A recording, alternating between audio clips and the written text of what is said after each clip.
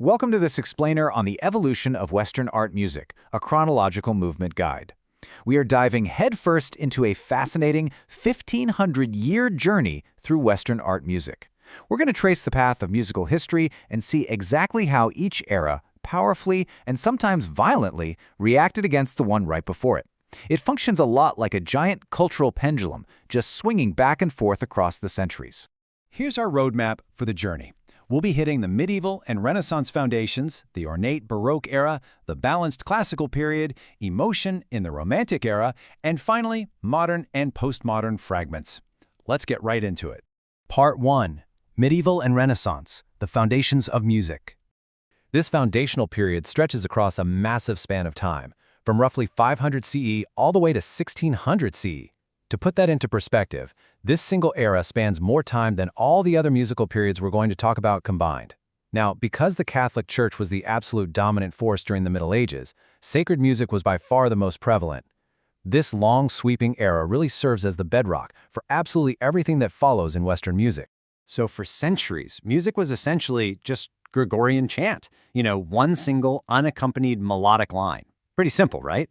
But then came organum.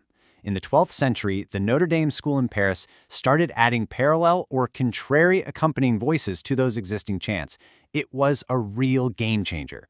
They essentially invented the concept of vocal harmony as we know it today, completely kicking open the door to all modern polyphony. As we transition into the Renaissance era, we see a big rise in secular, or everyday music. And the crucial takeaway here is how composers started tying the literal meaning of words directly to the shape of the musical notes. We call this word painting. Think about it like this. If a poetic lyric mentioned running quickly, the notes would physically speed up. If the text talked about ascending to heaven, the melody would literally rise in pitch. It's basically a visual map of the text. And honestly, it's a trick modern pop writers and film composers still use all the time today. Moving on to Section 2, the ornate Baroque era, complexity and rules. We now enter what's often called the Age of Reason. Brilliant scientific minds like Galileo and Newton were completely reshaping how we understood the universe, and you can see this exact mindset reflected directly in the arts. Complex math, rigid structures, and incredibly strict rules deeply influenced how music was composed during this time. You can clearly see our pendulum swing right here. The Baroque era was this highly decorated, intricate reaction to the Renaissance's vocal restraint. We're talking about going from smaller, homogeneous vocal groups straight into wildly complex counterpoint, heavily ornate instrumentation, that driving foundational bass line we call basso continuo, and of course the incredibly theatrical birth of opera. The whole shebang just got bigger and bolder. And this era was absolutely dominated by some legendary figures who pushed musical architecture to its absolute limits. You've got J.S. Bach, who gave us highly complex mathematical counterpoint and some of the most intricate sacred masses ever written. Then there's G.F. Handel, who delivered sprawling secular theatrical works and really helped popularize opera.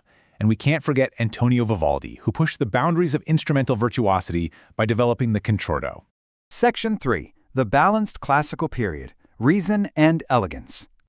Now we enter a period heavily influenced by Enlightenment ideals of reason and classical Greek aesthetics. Audiences were frankly getting a little tired of those dense mathematical webs of the Baroque era. They were craving a breath of fresh air. So composers like Mozart and Haydn rebelled against all that Baroque complexity. They shifted completely away from the stripped, heavy polyphony of the late Baroque and instead embraced simple, homophony, light elegance, and super catchy, memorable melodies. The music became incredibly balanced, clean, and symmetrical. This structured, balanced approach created a comforting, predictable framework for audiences. I mean, the classical sound gave us the invention and perfection of the symphony, the establishment of the sonata form, and the rise of the modern orchestra structure. It also saw the modern 88-key piano become the go-to keyboard instrument across Europe. It replaced the softer harpsichord purely because it could finally play both loud and soft dynamics, which was a huge deal back then. But this perfect structural balance couldn't last forever. We're emotional creatures, right?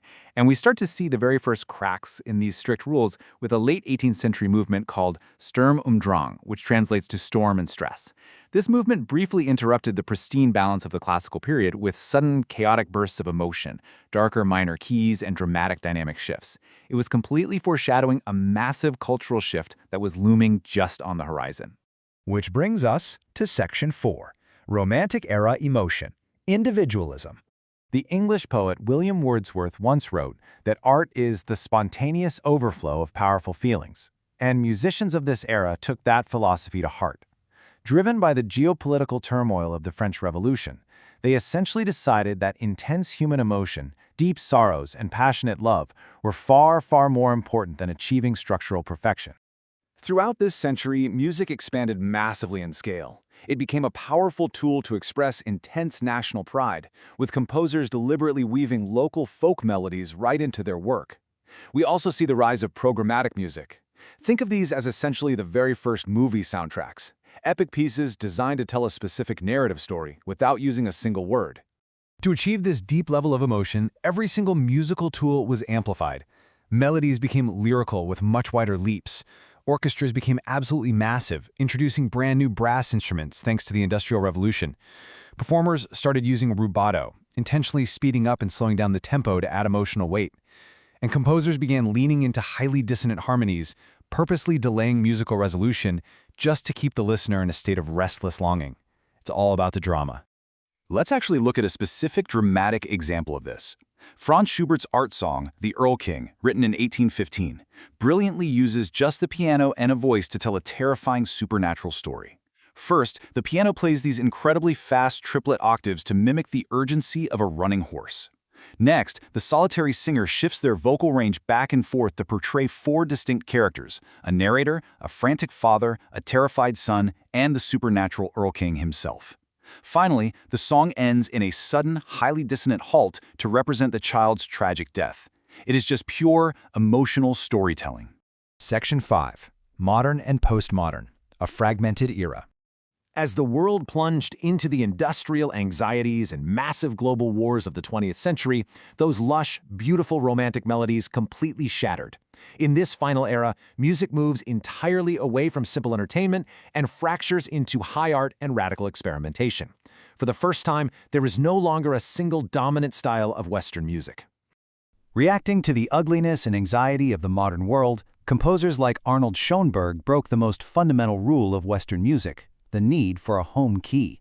Through atonality and serialism, they replaced that comforting home key with a strict mathematical 12-tone system. This gave all pitches equal weight, which made the music sound highly dissonant and, frankly, pretty disorienting. They were bending the long-established musical rules to their absolute limits. And this perfectly illustrates our fragmented modern landscape, where composers explored drastically different extremes. Some championed primitivism, like Igor Stravinsky in his Rite of Spring. That piece used rhythms so raw and driving that the audience literally rioted at its premiere. Others embraced minimalism, like Steve Reich and Philip Glass, who stripped music down to its barest pulse and heavy repetition. And then there was aleatory music from figures like John Cage, which left the performance entirely up to random chance and unpredictability. As we conclude our chronological explainer, looking at a postmodern musical landscape that freely mixes 1,500 years of history, it leaves us with one profound, unanswered question to ponder.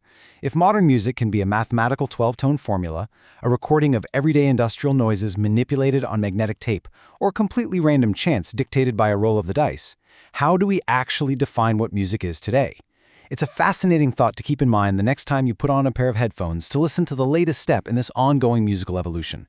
Thanks for joining me on this explainer.